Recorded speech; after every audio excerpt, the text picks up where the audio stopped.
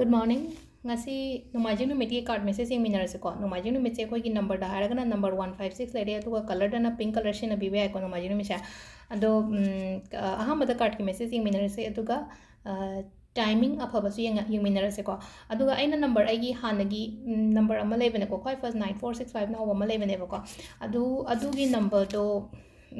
keno do akoigi aigi sim do misplace oigidana keno tawbreba. Pura अखोई WhatsApp को लोइना मसा मथंदा कोई रखपगी के नोट होगी बदो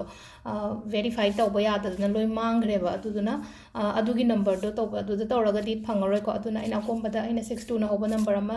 recent हाफ की बदो ना तरगा दुम अखोई दुकान की number लेना को 7 कनो मणिपुर की जियो number 7005 न होबा अदुदा दुम तो बिरप यागनी को अदुगा हयेंदगी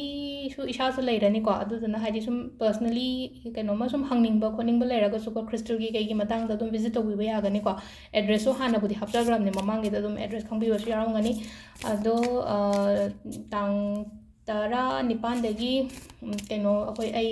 था अमा गुंबा लेगनी को कनो दा युमदा अदुदना हाइदि लाकपीबा केम काइदे हाना हाइपेतंग फोन तोबिरो लामदाइदा को हाइदि आई हयें हंचि लाके हाइबदो हाइदि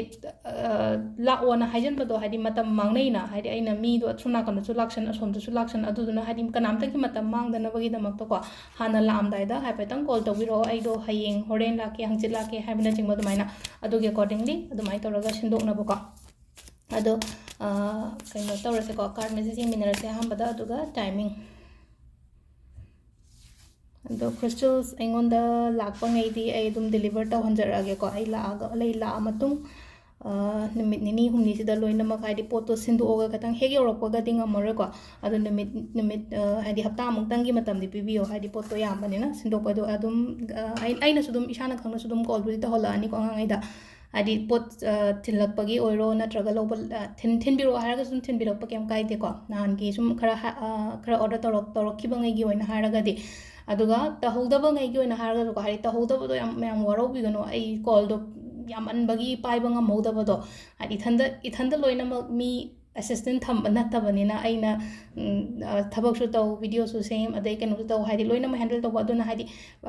crystal do dum laaga same यागनी को अदुना विजिट तौबियो विजिट तौरगा अदुम केनो तौरगा हाइदि ngasi लाएना खलसे कुतक सेमगा अदुम सेमबिरगा ngairga सेमबिरसु याय नत्रगा कुइगदबु ओरगा ना हायेंगी गुंबा दुमाइ तौरको अदुदना ना हन तहौद्रे सु केम खनबिगनो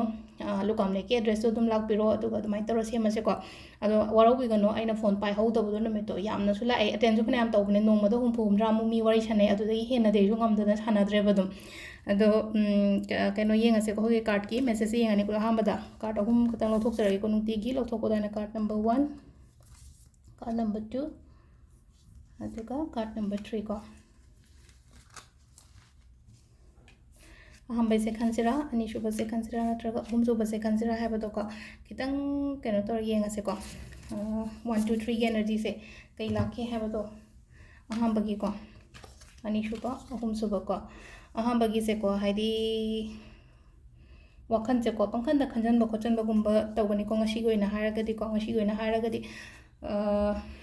अफा कैनी अफा पुन तौसन बायगद्रा फक अपाई चु बायगद्रा दुमाइन तरोगा हादि बुदि लौसिन थोक तबों लेबदो हादि युमदग लेरगा सुम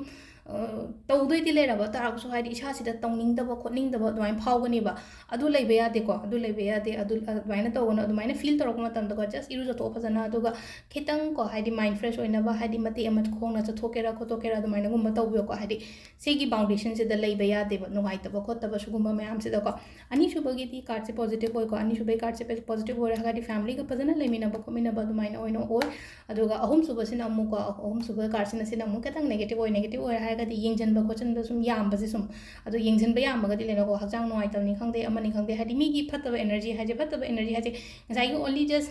mahi marang sina हादि अदु खतंग न कइनो नतेबा मी अमना हादि फतब येंगप मतमदा अखोइदा सोपोसे होयना अंगांग मचाददि याम सोइदना हादि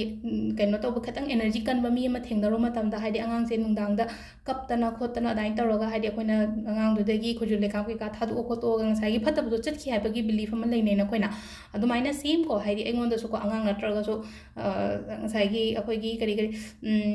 सॉल्ट वाटर गुंबना इरु जथोपिबनी खंगदे को अदुंबा फील तौरगदि अदुमाइना गुंबा तौबिबा अदुगा टाइमिंग सिना अयुकी पुंग 3 का मिनिट 33 दगी को ꯇꯔꯦꯠꯀ ꯃꯤꯅꯤꯠ ꯇꯔꯥꯅꯤꯊꯣꯏꯗꯒꯤꯅ ꯇꯔꯥꯃꯥꯊꯣꯏꯒ ꯃꯤꯅꯤꯠ ꯇꯔꯥ ꯐꯥꯎ ꯂꯩꯔꯦ ꯑꯗꯒꯤ ꯕꯥꯔꯣꯒ ꯃꯤꯅꯤꯠ ꯀꯨꯟꯊ꯭ꯔꯥꯗꯒꯤꯅ ꯄꯨꯡ ꯑꯃꯒ ꯃꯤꯅꯤꯠ ꯅꯤꯐꯨꯃꯥꯄꯟ ꯐꯥꯎ ꯂꯩꯔꯦ ꯑꯗꯒꯤ ꯃꯔꯤꯒ ꯃꯤꯅꯤꯠ ꯀꯨꯟꯅꯤꯄꯥꯟꯗꯒꯤꯅ ꯅꯨꯡꯗꯥꯡꯒꯤ ꯄꯨꯡ ꯃꯥꯄꯟ ꯃꯈꯥꯏ ꯐꯥꯎ ꯂꯩꯔꯦ ꯑꯗꯨꯒ ꯅꯨꯡꯗꯥꯡꯒꯤꯅ ꯕꯥꯔꯣꯒ ꯃꯤꯅꯤꯠ ꯌꯥꯡꯈꯩꯃꯥꯊꯣꯏꯗꯒꯤꯅ ꯄꯨꯡ ꯑꯅꯤꯒ ꯃꯤꯅꯤꯠ ꯀꯨꯟꯊ꯭ꯔꯥꯅꯤꯊꯣꯏ ꯐꯥꯎ ꯂꯩꯔꯦꯀꯣ ꯑꯗꯨꯒ ꯅꯣꯡꯉꯥꯜꯂꯝꯗꯥꯏꯒꯤꯅ ꯃꯔꯤꯒ ꯃꯤꯅꯤꯠ ꯇꯔꯥꯅꯤꯊꯣꯏꯗꯒꯤꯅ ꯄꯨꯡ ꯃꯉꯥꯒ ꯃꯤꯅꯤꯠ ꯀꯨꯟꯊ꯭ꯔꯥꯍꯨꯝꯗꯣꯏ ꯐꯥꯎꯕ ꯁꯤꯁꯤꯅ